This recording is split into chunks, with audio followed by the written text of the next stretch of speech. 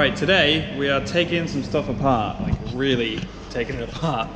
As you can tell, I've already made a bit of a start, taking the whole dash out, started stripping some of the sound deadening stuff and all the carpet and everything out of the floor, taking the door card off, just making a start on that side. And I realised I should have filmed all this, but I kind of just wanted to get on with it. Filming does slow things down considerably, but yeah, I should have just got around to like sticking a GoPro somewhere and just time-lapsing it or something. But sorry, this is kind of where we're at. It took quite a while, to be fair. A lot of trial and error, just figuring out what was attached to what. Also, Bald Yoda did us a nice favour when he plumbed the hydro in. This brake line that goes from the reservoir goes through this bit of trim. So I can't take this bit of trim out without disconnecting the brake line and having to re-bleed it and everything, having brake fluid piss everywhere. So that was a nice bonus that I only just realised. So yeah, that made things a little bit awkward getting the dash out and everything while not being able to get rid of some of this stuff. But we've done it. We've got around it all. So yeah, the reason I should explain. The reason for taking everything out is because we're getting a roll cage put in, and obviously they need dash out of the way. They need a lot of the carpet and stuff out so that when they're welding it doesn't set fire, and also just so they can actually get into everywhere where they need to weld stuff too. Started stripping some of the sound deadening stuff out the rear. I know everyone says like use dry ice and it will come off really easily, but to be fair, it's actually coming out fairly easily anyway. Like just literally hit it with a hammer a couple of times and then just like chisel it off, and it's not that bad. Like getting all this, like this whole thing was covered in the sound deadening stuff. That probably took about 10 or 15 minutes to just smash it out to that point. Like obviously I've got a few bits to clear up, but yeah, it was actually not as bad as people make out. So that was a pleasant surprise for once, because I'm literally taking it to get the cage in 2 days time. So last minute as usual, haven't got time to go get any dry ice if I needed any. It's a weekend now as well, so I couldn't get anything even if I wanted to. So yeah, that's kind of where we're at. So I'm going to carry on pulling carpets out, trying to rip out as much of the interior as I can basically. And yeah, then we'll go take it to get the cage. So let's get on with it.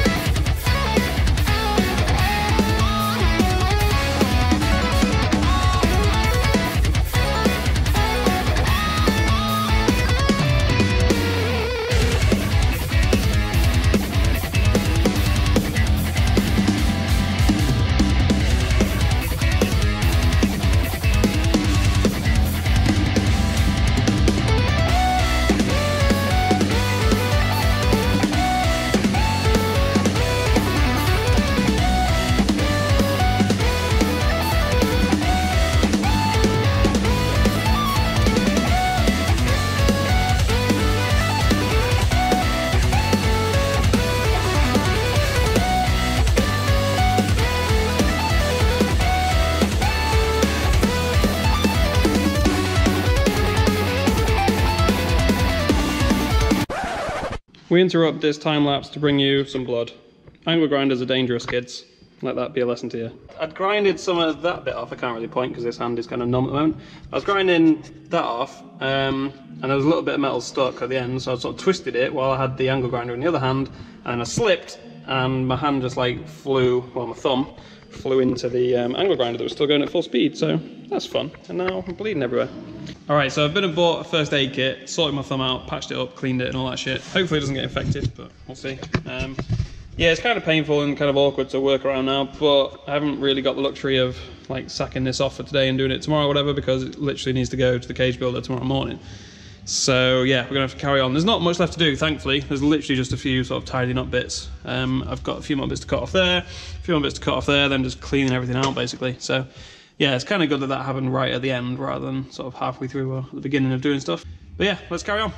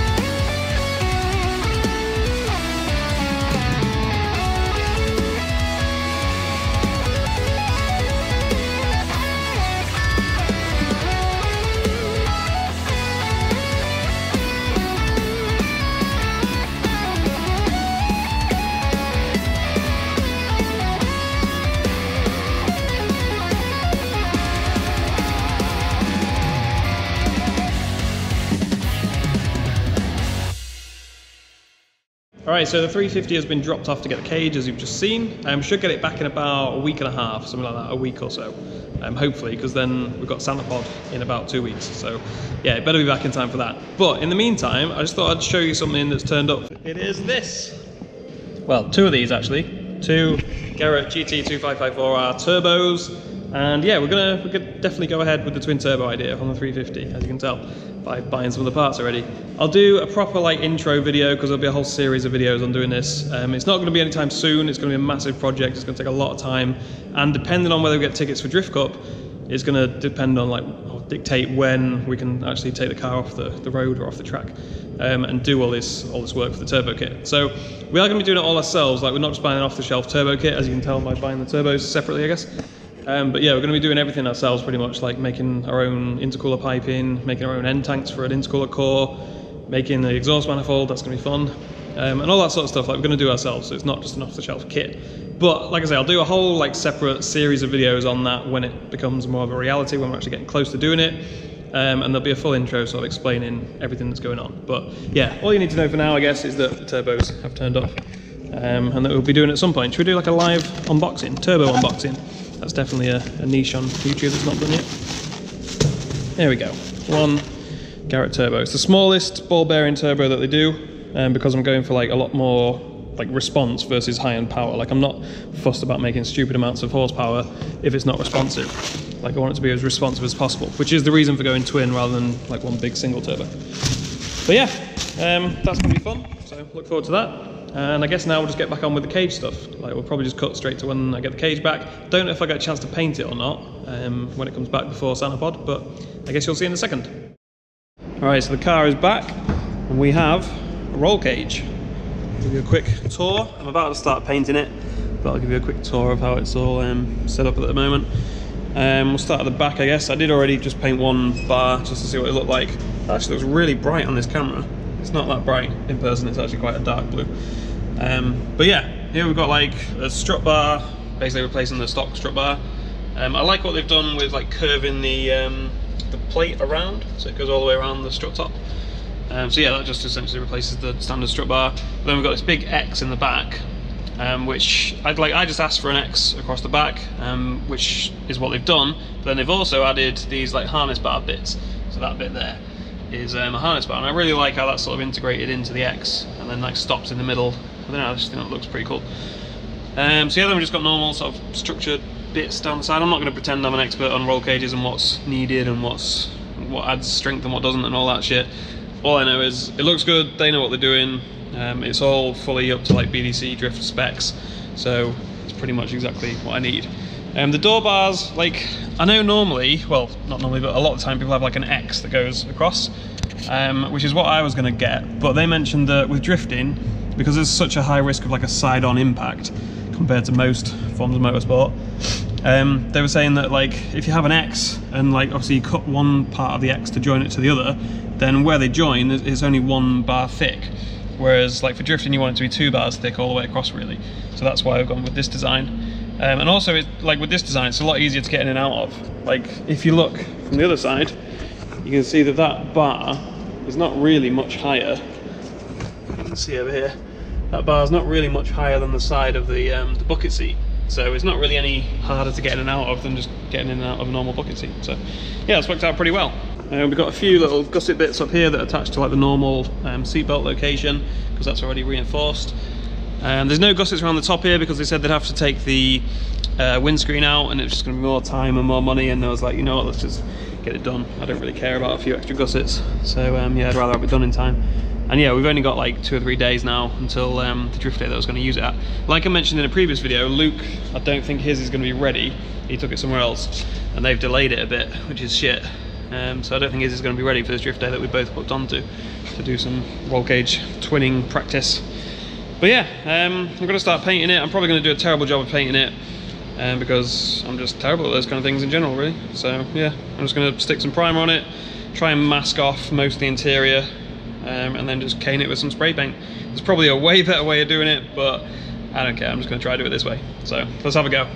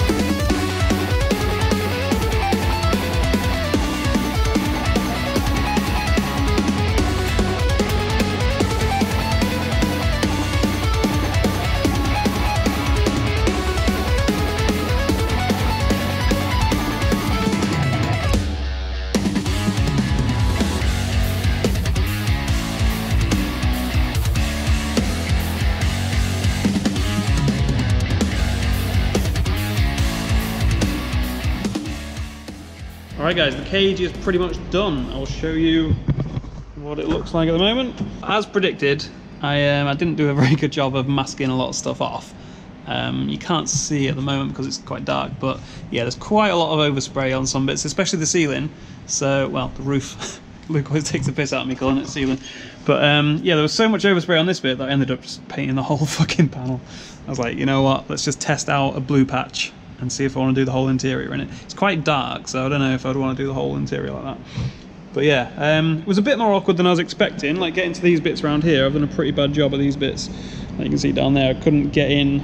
I don't know if you can see because of the reflections, but I couldn't get a spray paint can into that bit. So like, there's some bits that were harder than I expected. I've put a few coats of primer on, only one coat of the actual blue paint on most of it, just because it was such a fuck about masking everything off. I couldn't be able to do it all again once I'd moved all the sheets around to the other side.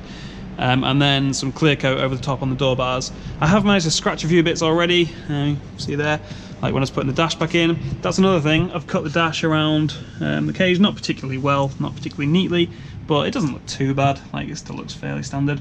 I've not bothered putting any of the central tunnel stuff back in. I've kind of bodged that just to make that fit on there. Cable ties everywhere basically, that's kind of the rule. Cable tie everything.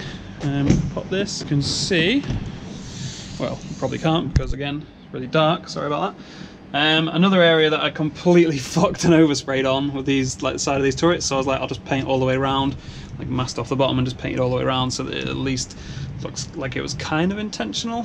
So yeah, there's that. But yeah, like overall the back part wasn't bad at all. It was just the door bars, making sure it didn't go all over the windscreen, all over the door sills and stuff. I did get a tiny bit on the windscreen, so I just scraped that off. But yeah, for the most part, it's not gone too badly really. Getting the seats back in with door bars there was interesting. Getting the dash in was a pain in the ass, to be honest. Even when I started cutting bits off, it was still a pain in the ass. But yeah, I've sacked off all of the lower part of like the stock dash. None of that's there anymore. But the upper part is all still there and it still looks pretty standard. So yeah, I don't think it's too bad really. Like I was quite happy with how some of this came out. Like it doesn't look too chopped and hacked up really. Like it does from this side, I guess, but yeah, from up there it looks kind of OEM-ish. So yeah, that's pretty much it. I've just had a right fuck about, you didn't see any of this, but the immobilizer for some reason decided it wasn't going to let me in the car. So I've literally spent the last 2 hours, bearing in mind the drift day is tomorrow morning, it's 10 o'clock at night right now, so I really don't need this. But the car decided it wasn't going to let me in.